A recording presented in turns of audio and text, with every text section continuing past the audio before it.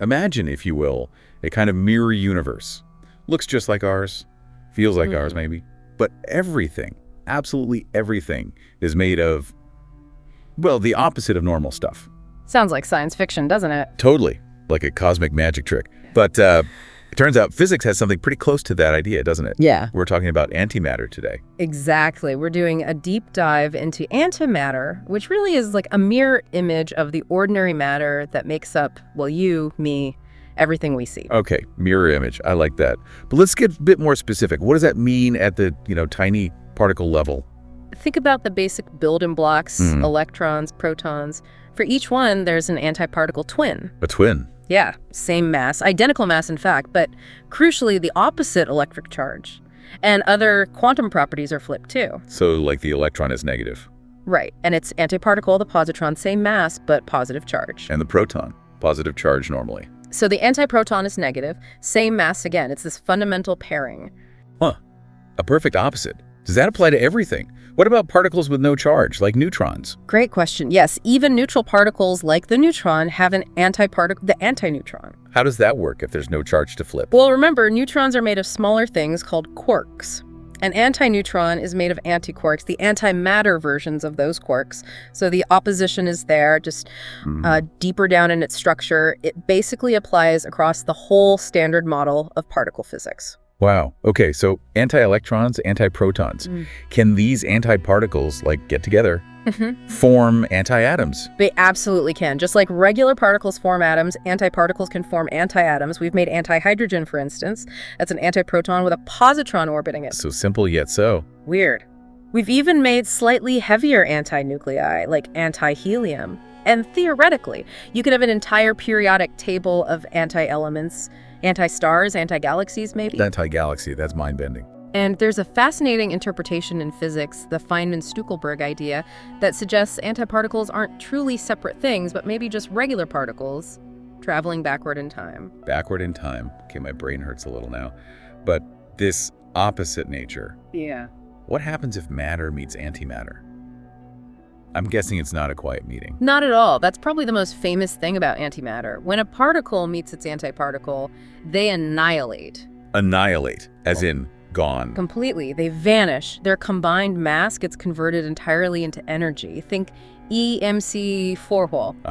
Einstein's famous equation. Exactly. Pure energy release. This annihilation process was actually super important right after the Big Bang, deciding why we ended up with a universe full of matter. So mass just becomes energy, a kind of energy, a flash of light? Usually, yeah. What? High energy photons, gamma rays. But you can also get other particles like neutrinos, sometimes even other lighter antiparticle pairs pop into existence for a moment. And the energy released, it's a lot. Yeah, immense, absolutely immense. Just 1 gram of antimatter meeting 1 gram of matter would release a staggering amount of energy. Way, way more than chemical reactions or even nuclear bombs. 1 gram, that's tiny. But the energy density is incredible. Now, people often say pure energy, but it's good to remember the immediate result is still particles, just very energetic ones like those photons. And everything follows strict rules, conservation of energy, momentum, charge. It all balances out. That incredible energy potential. You hear about it for things like, starship engines in sci-fi. Right. That's the allure. But if it's so powerful, why aren't we using it? What's stopping us? That must be the catch. That is precisely the catch. And that's really the core of what we want to unpack in this deep dive. Why is making this stuff and handling it so incredibly difficult and just unbelievably expensive? We'll look at that, but also where it pops up naturally and what we can actually do with it. Okay, so it's this mirror stuff Right. blows up spectacularly on contact. Is it only something we make in giant labs, or does nature cook it up too? Oh, nature definitely makes it. Not just us. It happens naturally, but usually in tiny amounts, and it doesn't last long. Where? How? Well, cosmic rays, high-energy particles from space, hit our atmosphere. Those collisions are energetic enough to create antiparticles. Happens all over space, actually. Okay, cosmic collisions. Anywhere else? Certain types of radioactive decay, beta plus decay, specifically, emits positrons. Positrons. Anti-electrons. Exactly. And believe it or not, even bananas produce antimatter. Bananas. You're kidding. Nope.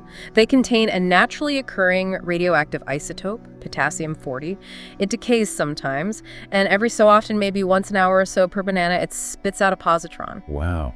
Okay, my breakfast just got way more interesting. Yeah. But I assume the banana positron doesn't hang around? Not a chance. It meets an electron almost instantly and poof, annihilation.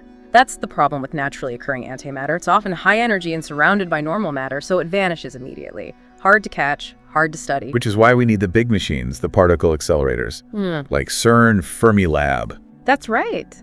Those are our main tools for making antimatter in a, well, slightly more controlled way. How do they actually do it? Yeah. I picture things whizzing around incredibly fast. That's pretty much it. You take ordinary particles, like protons or electrons, accelerate them to almost the speed of light, really push them, and then smash them into a target. A target? Like a block of metal? Often, yes. A dense material. The collision is incredibly energetic. And remember, Im Si Cho again. Energy can become mass. Exactly. Some of that collision energy gets converted into new particles. And crucially, this often happens in pairs, a particle and its corresponding antiparticle. Ah, so you don't just get the antiparticle you want, you have to get its normal twin too. Always. Conservation laws demand it. You can't just create a negative charge out of nowhere, you have to create a positive one to balance it. So you make an electron, you get a positron too, make a proton, get an antiproton. Okay, that sounds inefficient, like you're always making stuff you didn't necessarily want. It is inefficient, extremely inefficient. Only a tiny, tiny fraction of the collision energy actually goes into making this specific particle-antiparticle pair you're interested in. Unlike so little. Well, first, the energy you put in has to be at least enough to cover the mass of both the particle and antiparticle you're creating. And heavier antiparticles need even more energetic collisions.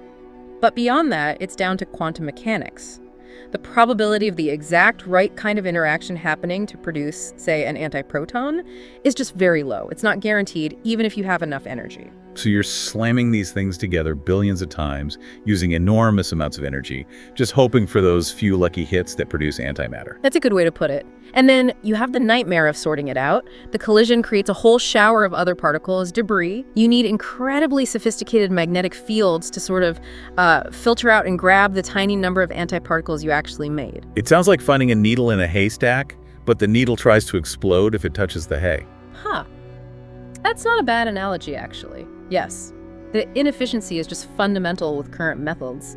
CERN has estimated the energy needed to make antimatter is something like 1 billion times more than the energy you'd get back from annihilating it. 1 billion times. So much for antimatter power plants anytime soon. Definitely not as an energy source. The energy books just don't balance, not even close. So with that inefficiency, how much have we actually managed to make in total? Oh, it's minuscule. The total amount produced by humans ever is estimated at just a few nanograms. Nanograms, billionths of a gram. Yeah, tiny, tiny amounts.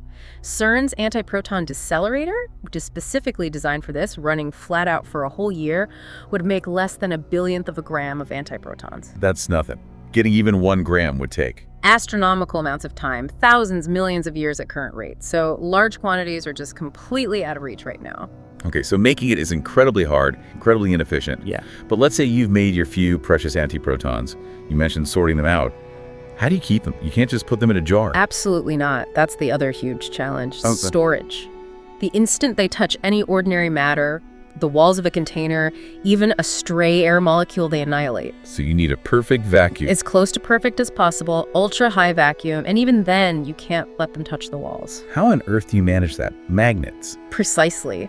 For charged antiparticles like antiprotons or positrons, we use things called penning traps or magnetic bottles. Magnetic bottles. Sounds cool. They use complex arrangements of electric and magnetic fields. The fields confine the charged particles, forcing them to spiral around inside the vacuum chamber, never touching the sides. It's like a magnetic cage. Okay, that works for charged ones.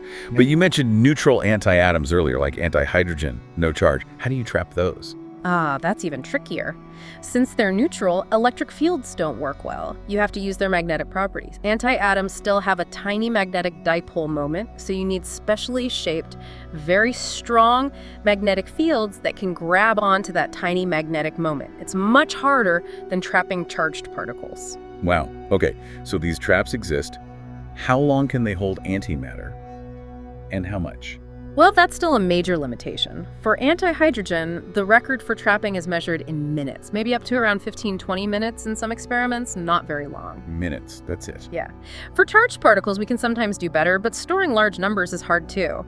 If you try to cram too many antiprotons together, for instance, their negative charges repel each other. They push apart. So you can only store a diffuse cloud of them. Essentially, yes, and there's always a risk. Even in the best vacuum, a stray gas molecule might wander in, or a cosmic ray could hit something.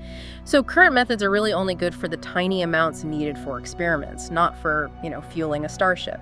And keeping these traps running, the magnets, the vacuum pumps, that takes energy too, right? Oh, absolutely. Maintaining those strong magnetic fields, often using superconducting magnets, which need to be kept incredibly cold, and running the vacuum systems, it all requires a constant energy input. It adds to the overall cost. Which brings us back to the cost. This whole process sounds unbelievably expensive. Is that where the crazy trillions of dollars per gram figure comes from? That's exactly it. It's a direct result of everything we've talked about. The massive energy needed for the accelerators, the incredibly low production rate, the complex separation and storage systems, the operating costs. Like the electricity bill for CERN must be significant. Comparable to a small city, yes. Plus, maintenance, specialized staff, and the huge initial cost of building these facilities, billions of dollars. When you factor all that in for the tiny, tiny yield you get, the cost per gram does indeed reach those almost unbelievable numbers. $62.5 trillion per gram for anti-hydrogen was one famous estimate. 62 trillion. Okay. That definitely puts expensive in perspective. It makes it clear why we're not seeing antimatter batteries or anything like that. Not with current technology, no. It's just economically impossible for any kind of bulk application. Its use is really confined to fundamental research in a few very specialized areas. So given all these, frankly, staggering challenges, what are scientists actually doing with the nanograms they can make? Who's leading this work? Well, the big names are places like CERN in Europe, Fermilab in the US, but there are other important labs and collaborations worldwide. And NASA keeps an eye on it, too, for potential future applications. And their focus. What is it trying to find out? A lot of it is about fundamental physics, making incredibly precise measurements of antimatter properties. Does antihydrogen behave exactly like hydrogen? Does it fall down due to gravity or maybe up? Testing these things pushes our understanding of the basic laws of nature, like CPT symmetry. CPT symmetry. Yeah. Right, the idea that physics law should be the same if you swap charge, parity, and time. Exactly. Comparing matter and antimatter with extreme precision is one of the best ways to test that fundamental symmetry. Scientists are also working hard on just getting better at making, trapping, and cooling antimatter. Making it colder makes it easier to study precisely. Okay, fundamental physics. Are there any more practical applications being worked on, even if they're small scale? Yes, definitely. The most established one is medical imaging. PT scans positron emission tomography. PTANs, I've heard of those. That uses antimatter. It uses positrons, yes, anti-electrons. Doctors inject a tracer molecule that emits positrons into the body. Those positrons travel a tiny distance, meet an electron, and annihilate. Ah, the annihilation again. Right, and that annihilation produces two gamma rays traveling in opposite directions. Detectors outside the body pick up these gamma rays, and a computer can reconstruct where the annihilation happened, creating detailed images of metabolic activity inside the body. It's incredibly useful for diagnosing cancers, heart conditions, brain disorders. Wow. So antimatter is already helping save lives in hospitals. That's amazing. Anything else? There's research into using antiprotons for cancer therapy. The idea is that antiprotons, when fired into a tumor, deposit most of their energy right at the end of their path, and then they annihilate, releasing extra destructive energy right inside the tumor cells. So potentially more targeted than traditional radiation. That's the hope. Less damage to surrounding healthy tissue. CERN had an experiment called AC that showed promising results in cell cultures. Still experimental, but it's a very active area of research. Fascinating. So medical uses, fundamental physics. Mm-hmm. What about those far out ideas like the starships? Is that totally off the table? For the foreseeable future, yes, pretty much. The energy density is amazing, perfect for propulsion in theory, but you'd need kilograms of the stuff. Kilograms. When we can only make nanograms a year. Exactly. The gap is just enormous. It's not feasible right now. People have talked about maybe trying to harvest naturally occurring antimatter in space, trapped in places like Earth's Van Allen belts or around Jupiter. NASA has looked into the concepts. Harvest antimatter from space. That's ambitious. Very ambitious, and likely very difficult and expensive in its own right. It avoids the production cost on Earth, maybe, but introduces huge challenges in collection and transport. So it remains speculative for now. So looking ahead, what are the next steps? Where is the research heading? Is anyone trying to crack that production inefficiency problem? Absolutely. That's the holy grail, really. Finding ways to make antimatter much more efficiently and cheaply. People are exploring novel ideas, like using ultra-powerful lasers hitting targets, or even more exotic concepts related to manipulating the quantum vacuum. Quantum vacuum. Okay, that sounds complicated. It is, but researchers are exploring every avenue. Alongside that, there's continuous work on improving the traps holding more antimatter for longer, cool it better. New facilities are also being built, like the FAIR facility in Germany, which will offer new capabilities. So new tools, new ideas for production, better storage. Yes. And maybe, just maybe, breakthroughs in other areas, like if we ever achieve practical fusion power, could provide the sheer amount of energy needed to scale up antimatter production significantly. Some even dream of huge antimatter factories in space using solar power. Space factories. It still sounds like science fiction, but I guess you had to dream big. You do. But the bottom line is, developing much more efficient production is the absolute key. Without that, most of the really exciting large-scale applications will remain out of reach. So, wrapping this up, it seems like antimatter is this substance of incredible potential, this perfect mirror to our world, but it's guarded by these truly immense challenges. The inefficiency, the tiny yields, the huge energy costs, the difficulty of just holding on to it. That sums it up well. The annihilation problem is just so fundamental. Yet, despite all that, the research pushes on. We're gaining incredible insights into fundamental physics. And we've even found practical uses, like PT scans, that make a real difference. Exactly. Even if antimatter-powered cars or cities are a very distant dream, if they're possible at all, the knowledge we gain along the way and the technologies developed for the research, like advanced magnets and vacuum systems, have value in themselves. The niche applications are already here, and the fundamental quest to understand our universe continues. You know, this whole discussion about antimatter, this sort of other version of reality and its connection to the Big Bang, how the universe ended up with matter dominating, it really touches on the biggest questions, doesn't it? About where everything came from. It really does. The matter-antimatter asymmetry is one of the great unsolved mysteries in cosmology. Why are we here, made of matter, when the Big Bang should have created equal amounts of both? If thinking about those origins, the Big Bang itself, and how matter and antimatter fit into that grand story fascinates you, I actually have a great book recommendation. It's Big Bang, The Origin of the Universe by Simon Singh. Oh, that's an excellent recommendation. Singh does a fantastic job of explaining the history of cosmology, how we piece together the story of the universe's birth. He covers the evidence, the key discoveries, and yes, he delves into things like that matter-antimatter puzzle and the annihilation that must have happened in the universe's first moments. And he does it in such an engaging way, doesn't he? It's really well researched, but also witty and very readable. Even if you're not a physicist, it's perfect for anyone curious about the ultimate origin story. Absolutely. A great overview of how we came to understand the cosmos. We'll put more details about Simon Singh's Big Bang book and where you can find a copy in the description for this deep dive. Definitely worth checking out. Okay, before we finish, let's leave you with a few things to think about. First, if we could somehow make one application of antimatter feasible, which one do you think would be the most revolutionary for humanity, and why? Second, given the absolutely enormous energy costs we've discussed, do you think pursuing large-scale antimatter research is actually a worthwhile investment for humanity's future? Or are there better things to spend those resources on? And finally, a slightly lighter one. Now you know that even a banana is a tiny antimatter factory. Does that change how you look at the everyday world, even just a little bit? We'd be interested to hear what you think.